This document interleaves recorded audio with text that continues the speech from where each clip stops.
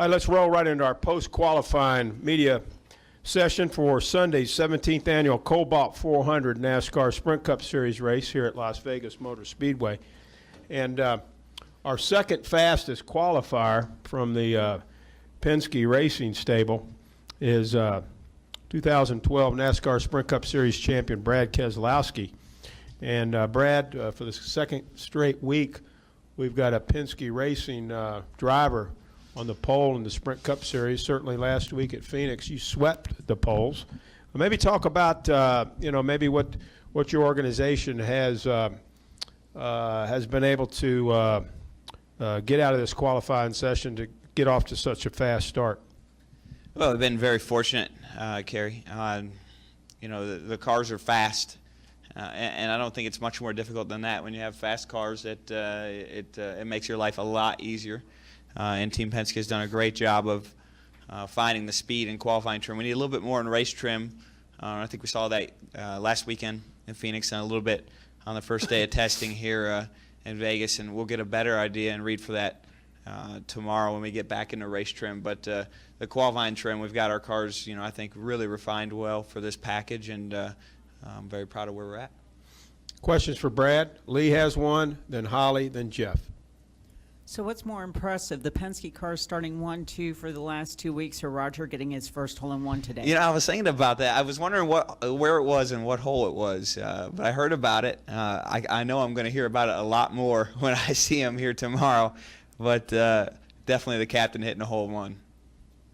I get paid to say that. It is pretty cool.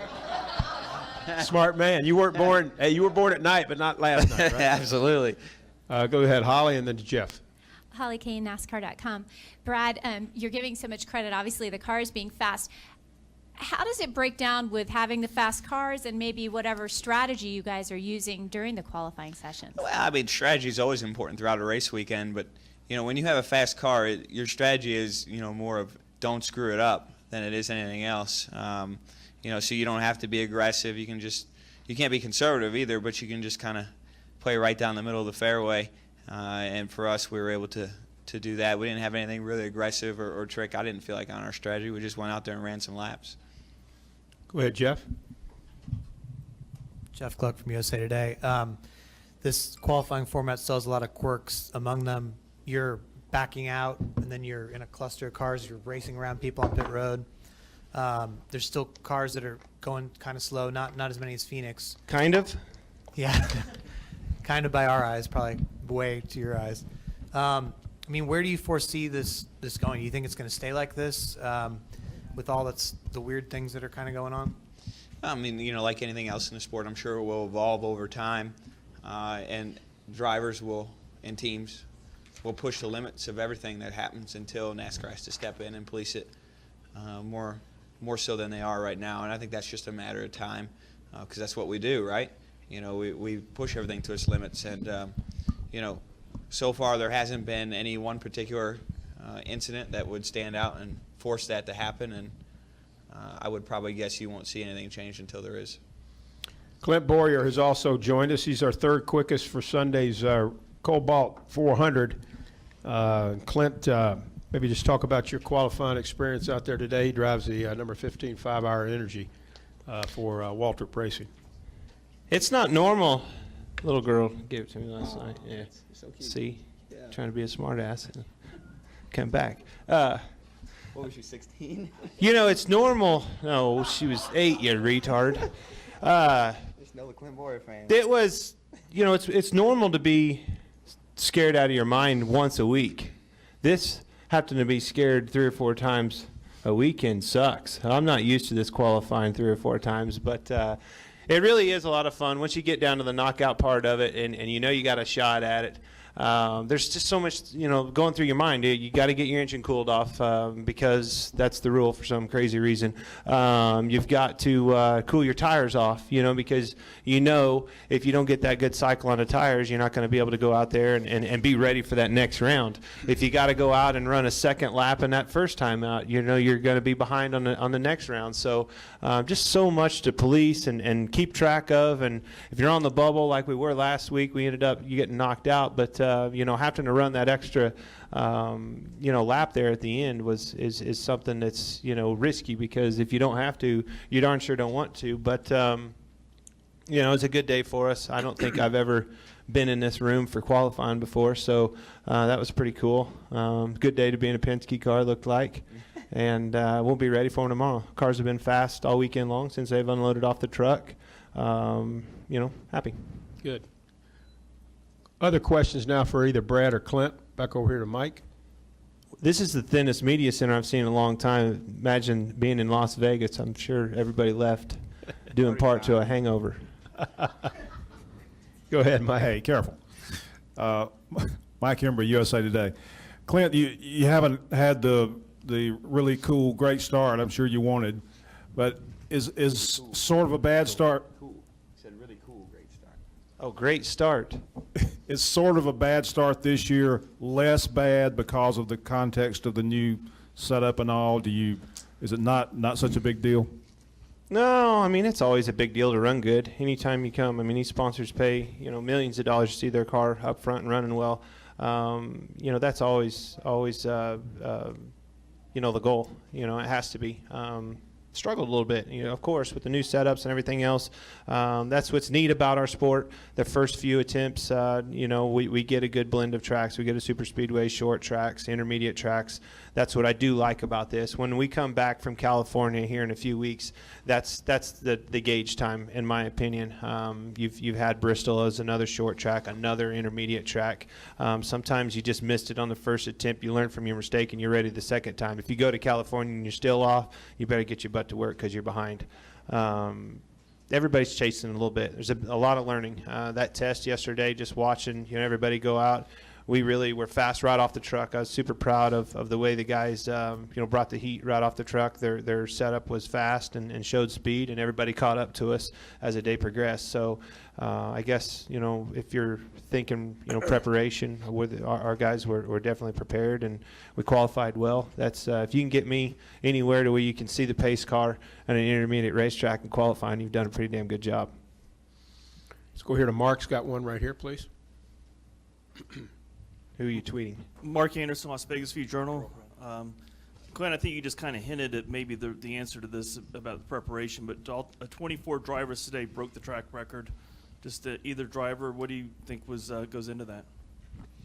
Well, I mean, I could have told you when we went to all the rules package that we have that the cars are going to go faster.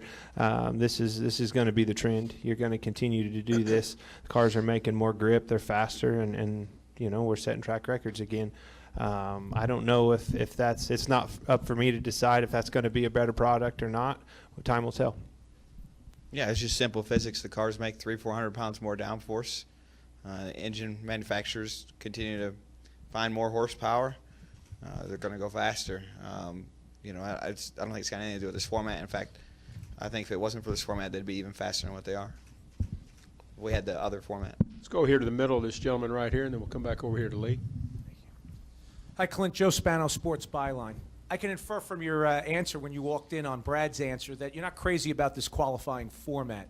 How do you guys weigh risk versus I'll reward? stop you right there real quick. I love the qualifying format. It just needs tweaked. The cool down procedures, it's dangerous. We've got to stop that. That's the only part that's an issue in my eyes. Go ahead with the rest of it. With the format being what it is and the tweaks that still need to be made, in your opinion, how do you guys as a team weigh risk versus reward when you go out there? Do you go for it, or do you lay back and say, hey, I'll start in the middle and save my car? Well, it's your natural competitive nature to go out there and take advantage of everything you can, and having to cool that engine down and doing that extra step out there is that's what you have to do right now. That's what you're going to do to be at the top of the board and compete for a pole award.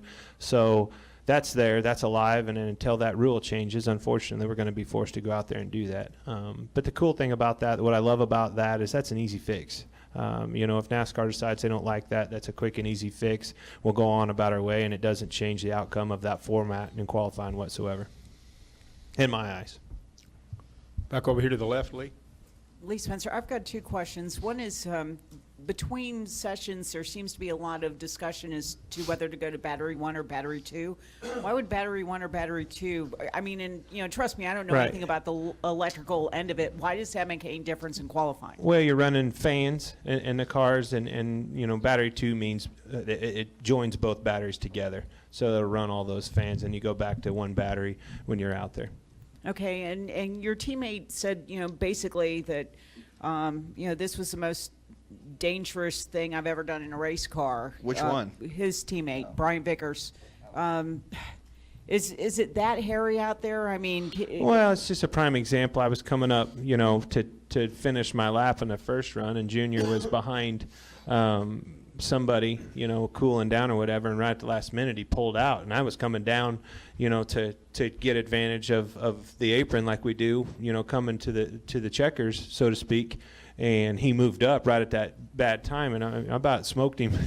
I mean, that's not the guy you want to hit at at what, 100-mile-an-hour deficit or 140-mile-an-hour deficit. It's going to hurt me, and it might hurt Dale Jr. That would be bad for business. And Brad, do you know what happened with you and Tony in that first session?